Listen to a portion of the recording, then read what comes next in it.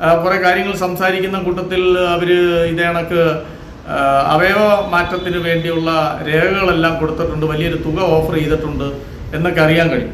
ആ അടിസ്ഥാനത്തിൽ വൈഫിനെ വിളിച്ച് സംസാരിച്ചപ്പോൾ ഉള്ള കാര്യമാണെന്നും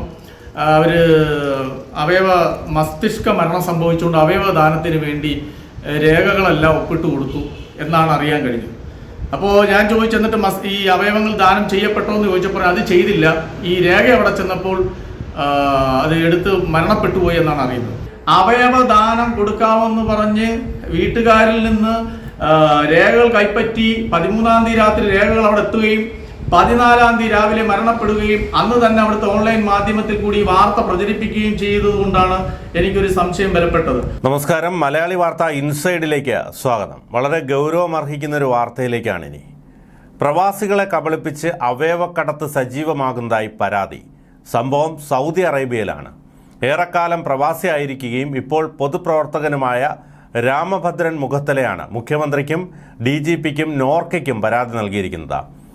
സൗദി അറേബ്യയിൽ ജോലി ചെയ്തിരുന്ന വിക്രമൻ എന്ന ഇലക്ട്രീഷ്യൻ അവിടുത്തെ സ്വകാര്യ ആശുപത്രിയായ ഡോക്ടർ സുലൈമാൻ അൽ ഹബീബ് ആശുപത്രിയിൽ വെച്ച് ഹൃദയസ്തംഭനത്തെ തുടർന്ന് മരണമടഞ്ഞു എന്ന് ബന്ധുക്കളെ അറിയിച്ചു.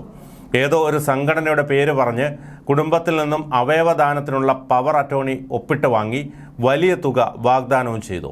ബ്രെയിൻ മരണം സംഭവിച്ചു, അവയവം എടുത്തുമാറ്റിയാൽ തുക കിട്ടുമെന്ന് പറഞ്ഞ് ഫെബ്രുവരി 13-ന് അയച്ചു കൊടുക്കുകയും 14-ന് മരണം സംഭവിച്ചു എന്ന വിവരം അറിയിക്കുകയും ചെയ്തു. ഉടൻ തന്നെ മരണമടഞ്ഞ വാർത്ത ഒരു ഓൺലൈനിൽ വരികയും ചെയ്തു. നമസ്കാരം, ഞാനൊരു 10-22 വർഷം പ്രവാസിയായിരുന്ന ആളാണ്. അപ്പോൾ ഞാൻ സൗദി അറേബ്യയിൽ റിയാദിൽ ജോലി ചെയ്തുകൊണ്ടിരിക്കുന്ന സമയത്ത് എൻ്റെ സ്പോൺസർക്ക് ഒരു ഇലക്ട്രീഷ്യൻ പ്ലംബിങ് ജോലി ചെയ്യുന്ന ഒരാളെ ആവശ്യമുണ്ടെന്ന് പറഞ്ഞൊരു വിസ വന്നു. ആ വിസമായിട്ട് ഞാൻ നാട്ടിൽ വന്നു വരുന്ന സമയത്ത് അന്വേഷണത്തിൽ നമ്മുടെ സുഹൃത്തിൻ്റെ പരിചയത്തിൽപ്പെട്ട വിക്രമൻ എന്ന് പറഞ്ഞ ഒരു ആളെയാണ് കണ്ടെത്തിയത്. അപ്പോൾ അദ്ദേഹത്തെ ഞാൻ അന്വേഷിച്ചപ്പോൾ നമ്മൾ സൗദി അറേബ്യയിലെ ജീവിതത്തിന് പറ്റിയ ഒരു ശൈലി ജീവിക്കുന്ന ഒരു വ്യക്തിയല്ല, ഇവിടെ വളരെ ഫ്രീ ആയിട്ട് ജീവിക്കുന്നതാണ്. എങ്കിലും അവിടെ വരുമ്പോൾ സ്വഭാവ ശൈലിയൊക്കെ മാറുമെന്ന് വിചാരിച്ചാണ് ഞാൻ അവിടെ കൊണ്ടുപോവുകയും അറബിയായിട്ട് നല്ല രീതിയിൽ എന്ത് ബുദ്ധിമുട്ടുണ്ടായാലും എന്നെ വിളിക്കുകയും ഞാൻ പോവുകയും വരികയും ഒക്കെ ചെയ്തുകൊണ്ടിരുന്നതാണ്. അപ്പോൾ ഒരു 5-6 വർഷത്തോളം അവിടെ അങ്ങനെ നിന്നു. ഞാനിപ്പോൾ നാട്ടിൽ വന്ന് 2.5-3 വർഷത്തോളം ആകുന്നു. ആ 3 വർഷം വരെയും ഒരു അലസതപ്പെട്ട ഒരു ജീവിതം കൂടിയൊക്കെ നയിക്കുന്ന ഒരു വ്യക്തിയായിരുന്നു ശ്രീ വിക്രം. അപ്പോൾ ഞാനിതിപ്പോൾ ഇവിടെ പറയാനുള്ള കാര്യം, കഴിഞ്ഞ ഫെബ്രുവരി മാസം 9-ാം തീയതി ഞങ്ങളുടെ തന്നെ സ്പോൺസറിന്, എൻ്റെയും സ്പോൺസറിനെയും വിക്രമിൻ്റെയും സ്പോൺസറിൻ്റെ കൂടെ വയ്ക്കുന്ന കുറ്റിച്ചിറയുള്ള ശ്രീ ഹുസൈൻ എന്ന് പറഞ്ഞ ആൾ വിളിച്ചിട്ട് പറഞ്ഞു, വിക്രമിന് സുഖമില്ലാതെ കിടക്കുകയാണ്, വളരെ സീരിയസ് ആണ്, ആരെങ്കിലും പരിചയക്കാരോ സുഹൃത്തുക്കളോ ഉണ്ടെങ്കിൽ അറിയിപ്പിക്കണമെന്ന് പറഞ്ഞ് അതിൻ്റെ അടിസ്ഥാനത്തിൽ ഞാൻ അവൻ്റെ പഴയ വാട്സപ്പ് നമ്പറിലേക്ക് മെസ്സേജ് അയച്ചു. അങ്ങനെ രാത്രിയോടുകൂടി അത് എടുത്തിട്ട് അവിടുന്ന് അവൻ്റെ കൂടെ താമസിക്കുന്ന ടാക്സി ഡ്രൈവേഴ്സാണ് അവൻ്റെ അടുത്ത് പറഞ്ഞ് സുഖമില്ലാതെ സീരിയസ് ആയിട്ട് കിടക്കുകയാണ്, ബുദ്ധിമുട്ടാണ് എന്നൊക്കെ പറഞ്ഞു.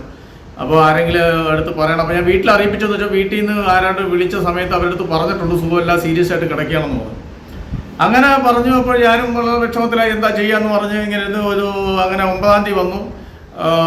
11-ാം തീയതി 10-ാം തീയതി എന്നാൽ ഞാൻ വീട്ടിൽ ആരെങ്കിലും ഇത് പോയി അന്വേഷിക്കാമെന്ന് വെച്ചാൽ പഴയ താമസിക്കുന്ന വീടല്ല, പുതിയ വീട്ടിലൂടെയാണ് താമസം. അപ്പോൾ വീട് എനിക്കറിയാൻ വയ്യ.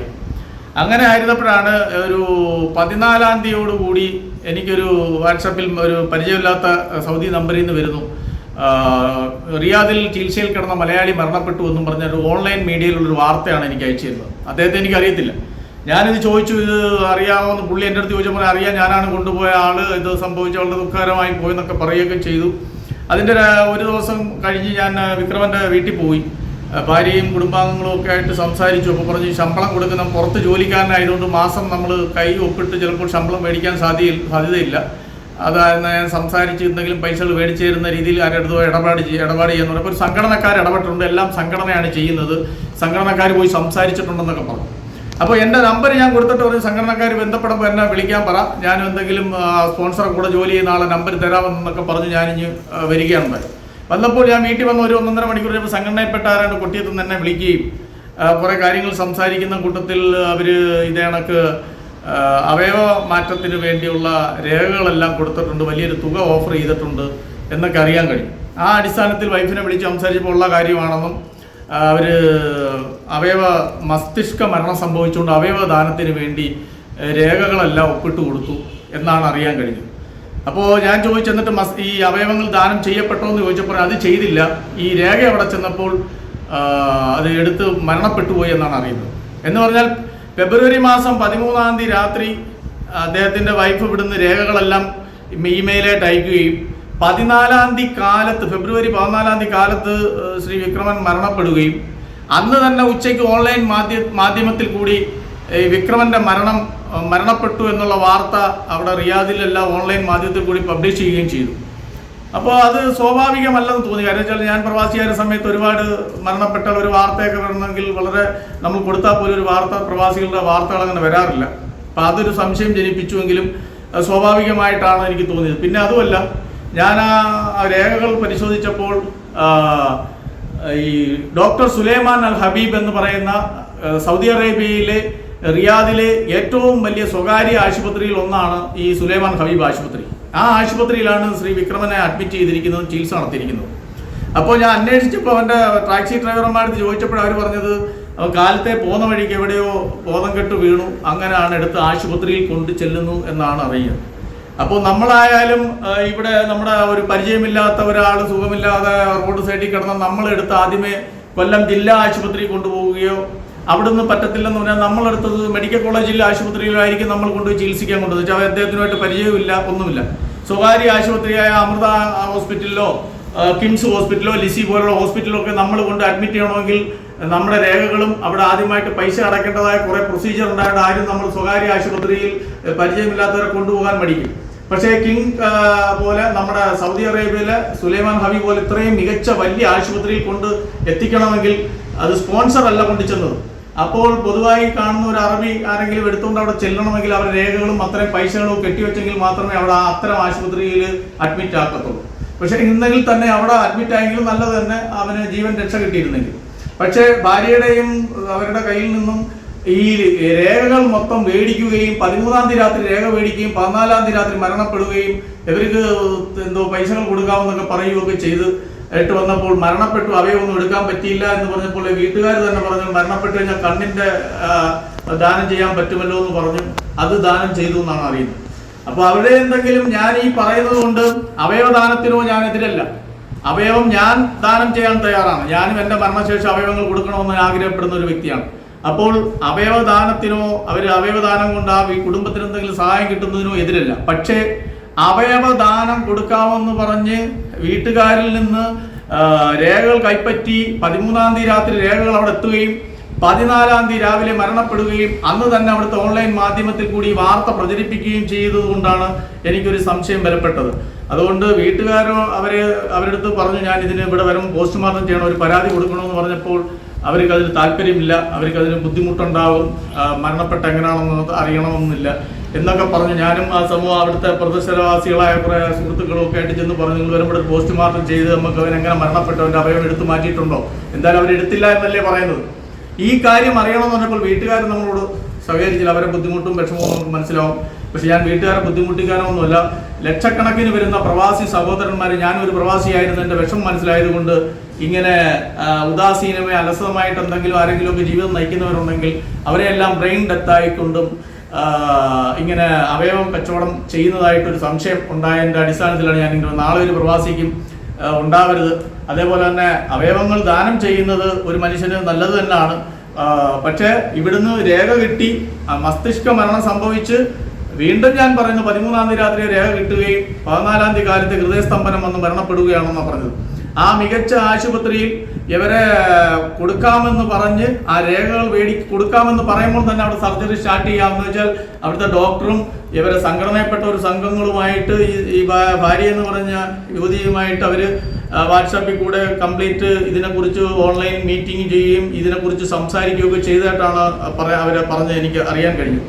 അപ്പോൾ അത്തരത്തിലൊരു കാര്യം ഉണ്ടായിട്ടും ഞാൻ ഇവരിത് പോസ്റ്റ്മോർട്ടം തയ്യാറാവുന്നില്ല എന്ന് അറിഞ്ഞുകൊണ്ട് ഞാൻ 20-ാം തീയതി വൈകുന്നേരം ബഹുമാനപ്പെട്ട കേരള മുഖ്യമന്ത്രിക്കും ബഹുമാനപ്പെട്ട DGPക്കും നോർക്കയിലും ഒക്കെ ഇതിനെക്കുറിച്ചൊരു പരാതി, എൻ്റെ സംശയം വെച്ച് പരാതി മെയിൽ അയച്ചു. എനിക്ക് 21-ാം തീയതി രാവിലെ മെയിലിന് മറുപടി വന്നു. അവർ കൊല്ലം ജില്ലാ കമ്മീഷൻ ഓഫീസിലേക്ക് മെയിൽ ഫോർവേഡ് ചെയ്തിട്ടുണ്ടെന്നുള്ളതാണ്. പക്ഷെ അതിനെക്കുറിച്ച് പിന്നെ ഒരു അന്വേഷണം നടന്നില്ല. എന്നെ വിളിക്കുന്നത് മാർച്ച് മാസം 3-ാം തീയതിയാണ്. മാർച്ച് മാസം 3-ാം തീയതി ഞാൻ അവിടെ സ്റ്റേറ്റ്മെന്റ് കൊടുക്കാൻ ചെന്നപ്പോൾ CI സാറില്ല. ഇത് വലിയ ഇന്റർനാഷണൽ കേസല്ലേ, CI സാർ വന്നിട്ട് സ്റ്റേറ്റ്മെന്റ് എടുക്കാമെന്ന് പറഞ്ഞ് എന്നെ പറഞ്ഞിട്ട് ഇതുവരെ വിളിച്ചിട്ടില്ല. അതേപോലെ തന്നെ അത് 20-ാം തീയതി 21-ാം തീയതി ഞാൻ DGPക്ക് കൊടുത്തു. 21-ാം തീയതി മെയിൽ വന്നു. എന്നിട്ടും അവർ 26-നോ 27-നോ കണ്ടാണ് ഈ ബോഡി ഇവിടെ വരികയും അവർ കൊല്ലം ശ്മശാനത്ത് കൊണ്ടുപോയിട്ട് ദഹിപ്പിക്കുകയാണ് ചെയ്തിരിക്കുന്നത്. ഇതിനെക്കുറിച്ച് ഒരു അന്വേഷണം നടത്താനോ ഞാനിവിടെ കൊല്ലം അന്നേരം ഇവിടെ ചെന്നപ്പോൾ സ്റ്റേഷൻ ചോദിക്കുന്നത് എന്തുകൊണ്ട് ഇവിടെ നമ്മുടെ കൊട്ടിയം പോലീസ് സ്റ്റേഷനിൽ പരാതി പറഞ്ഞില്ല എന്ന് ചോദിച്ചു. ഞാനിവിടെ അടുത്ത കാലത്ത് ഒരു 6-7 മാസങ്ങൾക്ക് മുമ്പ് ഒരു 85% ശാരീരികമായിട്ട് വൈകല്യമുള്ള ഒരു യുവാവിൻ്റെ കയ്യിൽ നിന്ന് ഭാഗ്യക്കുറി തട്ടിപ്പറിച്ചുകൊണ്ട് പോയി. ഞാൻ കൊണ്ടുചെന്ന് പരാതി കൊടുത്തിട്ട് ഇന്നേ വരെ അദ്ദേഹത്തിനെ വിളിച്ച് അത് ശരിയാണോ എന്ന് ചോദിച്ചു, ഇങ്ങനെ സംഭവം ഉണ്ടായോ എന്ന് ചോദിച്ചതല്ലാതെ അത് പരാതിയിൽ സ്റ്റേറ്റ്മെന്റ് എടുക്കുകയോ അന്വേഷിക്കുകയോ ചെയ്തില്ല. അപ്പൊ അത്തരത്തിലൊരു ഇടപെടൽ ഉണ്ടായതിന്റെ അടിസ്ഥാനത്തിലാണ് നമ്മൾ നേരിട്ട് ഇത്രയും വലിയൊരു കാര്യത്തിന് പരാതി കൊടുത്താൽ അന്വേഷിക്കത്തില്ലെന്ന് വിചാരിച്ചാണ് DGPക്കും മുഖ്യമന്ത്രിക്കും മെയിൽ അയച്ചതും പരാതി അയച്ചതും. എന്നിട്ടും അവർ ഉദാസീനയാണ് കാണിച്ചത്. പക്ഷെ എനിക്ക് കുടുംബത്തോടോ അവരെ ബുദ്ധിമുട്ടിക്കണമെന്നോ അവരെ മറ്റ് പ്രശ്നങ്ങളോ ഒന്നുമല്ല. എൻ്റെ പ്രധാനപ്പെട്ട ആവശ്യം പ്രവാസി സഹോദരന്മാരായിട്ടുള്ളവരെന്നും ഇതേ കണക്ക് ഒരുപാട് പേര് വിദേശ രാജ്യങ്ങളിലുണ്ട്. അവരെയൊക്കെ മരണപ്പെടുന്നവരുടെയൊക്കെ അവയവങ്ങൾ ഒരു സംഘമായി ചേർന്നവരെ രേഖകൾ മേടിച്ചുകൊണ്ട് കൈമാറ്റം ചെയ്യപ്പെടരുത്. അവിടെ ഗൾഫ് രാജ്യങ്ങളിലുള്ള അറബികളായിട്ടുള്ളവരൊന്നും അവയവ കൈമാറ്റത്തിനൊന്നും അവരത്ര പ്രോത്സാഹനം കൊടുക്കുന്നവരല്ല. നമ്മളെപ്പോലുള്ളവരുടെ അവയവങ്ങൾ അവർ കിട്ടിയാൽ അവർ അവർക്ക് അത് ഉപയോഗിക്കാൻ പറ്റും എന്നുള്ളതാണ്. നമ്മൾ അവയവം കൊടുക്കുന്ന ഒരു മനുഷ്യജീവന് നല്ലതാണ്. തലയുടെ മരണം സംഭവിച്ചിട്ടുണ്ടെങ്കിൽ സ്വാഭാവികമായിട്ട് അങ്ങനെ സംഭവിച്ചെങ്കിൽ ഓക്കെ. പക്ഷേ ഇത് ഒരു സങ്കേതം പോലെ നിരപരാധികളും പാവപ്പെട്ടവരുമായ വീട്ടുകളിൽ അപകട മരണങ്ങൾ സംഭവിക്കുമ്പോൾ അവരിൽ നിന്നും ഒപ്പിട്ടുകൊണ്ട് ഈ അവയവ കൈമാറ്റ കച്ചവടം നടത്തുന്ന മാഫിയ പ്രവർത്തിക്കുന്നുണ്ടോ എന്ന് കണ്ടുപിടിക്കണം. അതിനുവേണ്ടി കേരള സർക്കാർ അത് അന്വേഷിച്ച് കണ്ടുപിടിച്ചില്ലെങ്കിൽ അന്വേഷിച്ച് റിപ്പോർട്ട് കേന്ദ്ര സർക്കാരിന് കൊടുത്ത് അവർ ആ രീതിയിൽ അന്വേഷിക്കണമെന്നാണ് എൻ്റെ അഭിപ്രായം. അല്ലെങ്കിൽ ഞാൻ തന്നെ നേരിട്ട് വിദേശകാര്യ മന്ത്രാലയത്തിനോ കേന്ദ്ര സർക്കാരിനും അതിന് പരാതി അയക്കുകയും ചെയ്യും. വിദേശ പ്രവാസി സമൂഹത്തിന് വേണ്ടിയാണ് ഞാനൊരു പ്രവാസി സംഘടനയുടെ സ്റ്റേറ്റ് വൈസ് പ്രസിഡന്റ് വരായിട്ടുള്ള ഒരു വ്യക്തിയാണ്. പ്രവാസികൾക്ക് വേണ്ടിയും എനിക്ക് പ്രവാസ ജീവിതത്തെക്കുറിച്ചും മനസ്സിലാവുന്ന ഒരു വ്യക്തിയായതുകൊണ്ടും റിയാദിലെ ഡോക്ടർ സുലൈമാൻ അൽ ഹബീബ് ആശുപത്രി പോലെ കൊണ്ടുപോയ അത്രയും മികച്ച ഒരു ഹോസ്പിറ്റൽ അദ്ദേഹത്തെ എത്തിച്ചിട്ടും ജീവൻ രക്ഷിക്കാൻ കഴിയില്ല. പക്ഷെ അവിടുത്തെ ഡോക്ടർ സമൂഹം ഉൾപ്പെടെ ഈ അവയവ കൈമാറ്റത്തിന് വളരെയേറെ പ്രയത്നം നടത്തിയിട്ട് അവയവം കൈമാറ്റം ചെയ്യാതെ രേഖകൾ കൈക്കലാക്കിക്കൊണ്ട് എന്താണ് സംഭവിച്ചതെന്നുള്ളത് ഒരു അന്വേഷണം നടത്തണം. കുറ്റക്കാരായിട്ടുണ്ടെങ്കിൽ കണ്ടുപിടിക്കണം. അതല്ല, ഈ വിക്രമനെ സംബന്ധിച്ച് സ്പോൺസറുണ്ട് എല്ലാ കാര്യത്തിനും കൂടെ നിൽക്കുന്നത്. ഈ സംഘടനകൾ സ്പോൺസർ ഇല്ലാതെയും അല്ലാതെ കിടക്കുന്ന ഒരുപാട് ജനങ്ങൾ അങ്ങനെയൊക്കെ വരുന്ന വിദേശ രാജ്യങ്ങളിൽ അങ്ങനെയൊക്കെ വരുന്ന സ്പോൺസറും ജോലിയില്ലാതെ അവരെയൊക്കെ കാര്യങ്ങളിൽ സംഘടനകൾ ഇടുന്നതിൽ ഒരു തെറ്റും പറയുന്നില്ല. പക്ഷേ ഇത് സ്പോൺസർ കൂടെ ഉണ്ട്. അത് എല്ലാ കാര്യവും ചെയ്യുന്ന വിക്രമനെ പോലുള്ളവരുടെ കാര്യത്തിൽ ഇത്രയും കുശാഗ്രമായി ഭയങ്കര സ്പീഡായിട്ട് ഈ കാര്യങ്ങളെല്ലാം രേഖകൾ കൈക്കലാക്കുകയും അതിനുള്ള നടപടികൾ നടന്നില്ല എന്ന് പിന്നീട് അറിയിക്കുകയും ചെയ്തതിൽ വളരെ ദുഃഖമുണ്ട്. എന്തായാലും അതിനൊരു തെറ്റായ മാർഗങ്ങൾ എന്തെങ്കിലും നടന്നിട്ടുണ്ടെങ്കിൽ അത് അന്വേഷണത്തിലൂടെ കണ്ടെത്തണമെന്നാണ് എനിക്ക് പറയാനുള്ളത്. ഇതിലെല്ലാം ഒരു അസ്വാഭാവികതയുണ്ടെന്നാണ് രാമഭദ്രൻ പറയുന്നത്. അതേസമയം പറഞ്ഞ തുക ഒന്നും കുടുംബത്തിന് നൽകിയിട്ടില്ല എന്നാണ് അന്വേഷണത്തിൽ നിന്നും അറിയാൻ കഴിഞ്ഞത് എന്ന് രാമഭദ്രൻ പറഞ്ഞു. അവയവമൊന്നും എടുക്കാൻ കഴിഞ്ഞില്ല എന്ന് പറഞ്ഞ് തുച്ഛമായ തുകയാണ് കുടുംബത്തിന് നൽകിയത്. സാധു കുടുംബമായതിനാൽ നിയമ നടപടികൾക്കൊന്നുമില്ല എന്നാണ് അറിയിച്ചതെന്നും രാമഭദ്രൻ പറഞ്ഞു. പോസ്റ്റ്മോർട്ടം നടത്താതെ മൃതദേഹം സംസ്കരിച്ചതിനാൽ അവയവം എടുത്തോ എന്നൊന്നും അറിയാൻ കഴിഞ്ഞിട്ടില്ല. ഇത്തരത്തിൽ സാധു കുടുംബങ്ങളിൽ നിന്നും രേഖകൾ ഒപ്പിട്ട് വാങ്ങി തുച്ഛമായ തുക നൽകി അവയവ മാഫിയ പ്രവർത്തിക്കുന്നുണ്ടോ എന്ന സംശയത്തിലാണ് രാമഭദ്രൻ മുഖ്യമന്ത്രിക്കും DGPക്കും നോർക്കയ്ക്കുമെല്ലാം പരാതി നൽകിയത്. കേന്ദ്രമന്ത്രി V മുരളീധരനെ നേരിൽ കണ്ട് പരാതി പറയാനുള്ള ഒരുക്കത്തിലാണ് രാമഭദ്രൻ മുഖത്തല.